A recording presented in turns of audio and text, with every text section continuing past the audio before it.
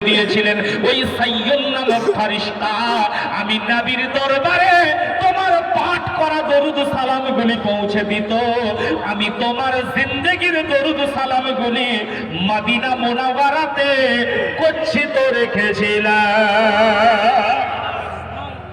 তোমার টোটাল জিন্দেগীর দরুদ সালামগুলি আজকে তোমার কঠিন দিনে, কঠিন বিপদের দিনে তোমার মিজানের পাল্লায় নেকির দিকে চাপিয়ে দিলাম, নেকির দিকে চাপিয়ে দিলাম।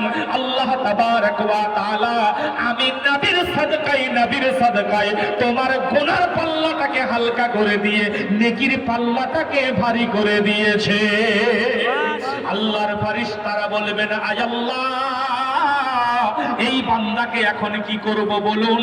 আমার আল্লাহ বলবেন, এই ফেরেশতারা ওই বান্দাকে আমার হাবিবের হাতে ছেড়ে দাও, আমার নবীর হাতে ছেড়ে দাও।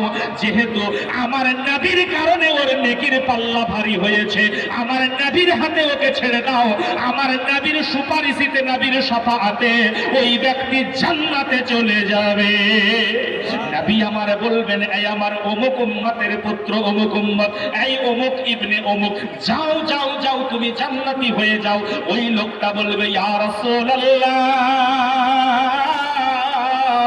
ইয়া হাবিবাল্লাহ, হুজুর গো, আমি দুনিয়ার জমিনে অমুক অমুক লোককে বড় ভালোবাসতাম, অমুক অমুক লোককে বড় প্যার করতাম, হুজুর গো, তাদেরকে না নিয়ে আমি কেমন করে জান্নাতে যাব ইয়া রাসূলুল্লাহ? ফেরেশতারা বলবে, আয় আল্লাহ, এই ব্যক্তি আবার একা একা জান্নাতে যেতে চাইছে না, এ কাউকে সঙ্গে নিয়ে জান্নাতে যেতে চাইছে। আমার আল্লাহ বলবেন, এই ফেরেশতারা, আমি যেহেতু আমার হাবিবের ওসিলায় ওই ব্যক্তি জান্নাতি হয়েছে, আমি ওর সঙ্গে দুনিয়ার জমিনের আরো 7 জন ইমানদারকে জান্নাতি বানিয়ে দিলাম। ইমানদার হতে হবে, মুশরিক নট এলাউ, মুনাফিক নট এলাউ, কাফির নট এলাউ, মুরতাদ নট এলাউ। ইমানদার হতে হবে। এই জন্য আমার আল্লাহ কোরআনুল কারীমের মধ্যে বলেছেন যে তোমরা মুসলমান না হয়ে মরো না। বুঝলে? ইমানদার ব্যক্তি এলাও হবে, কাফির এলাও হবে না, মুরতাদ এলাও হবে না, মুশরিক এলাও হবে না, মুনাফিক এলাও হবে না। তাহলে বোঝা গেল একজন সাধারণ মুসলমান, সাধারণ ইমানদার, যার দোজখী হওয়ার কথা, যার জাহান্নামে যাওয়ার কথা, আমার নবী মুস্তাফার কারণে, নবী পাকের কারণে যদি ওই ব্যক্তি 7 জনকে নিয়ে জান্নাতি হতে পারে, তো গৌসে আজম কত জনকে নিয়ে যাবে? আরেক মা দিয়েছেন কিছু টাকা, আল্লাহ যেন কবুল করেন, আমিন সুম্মা আমিন। একজন সাধারণ ইমানদার যদি 7 জনকে নিয়ে জান্নাতি হতে পারে, তো হিন্দাল ওয়ালি হুজুর গরিবে নামাজ কত জনকে নিয়ে যাবেন? সরকারে আলা হযরত কত জনকে নিয়ে যাবেন? মুফতি আজমে হিন্দ কত জনকে নিয়ে যাবেন?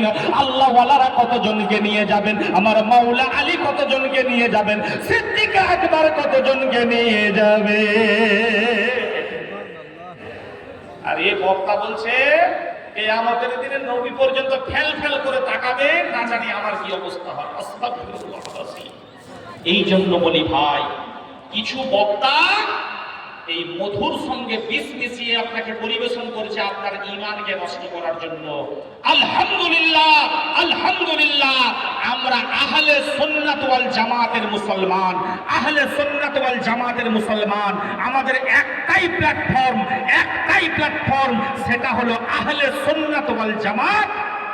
আমরা আল্লাহকে মানি, রাসূলুল্লাহকে মানি, কিতাবুল্লাহকে মানি, সমস্ত নবী রাসূলদেরকে মানি, আমরা আখিরাতকে মানি, আমরা তাকদীরের ভালো মন্দকে মানি, আমরা মৃত্যুর পর পুনরুত্থানকে মানি, আমরা সাহাবী রাসূলদেরকে মানি, আমরা নবীর আহলে বায়তকে মানি, আমরা ইমামদেরকে মানি, আমরা গৌস কুতুব ওলি আফদালগণকে মানি।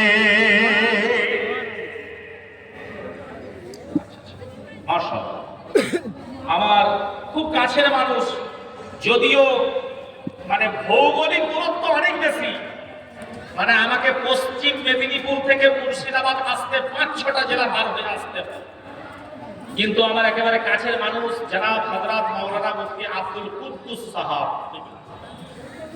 আমার আজকের পরিচিত নয়, আমার বহুদিনের পরিচিত, খুব ভালো মনের মানুষ, আমার সঙ্গে খুব একেবারে ক্লোজ।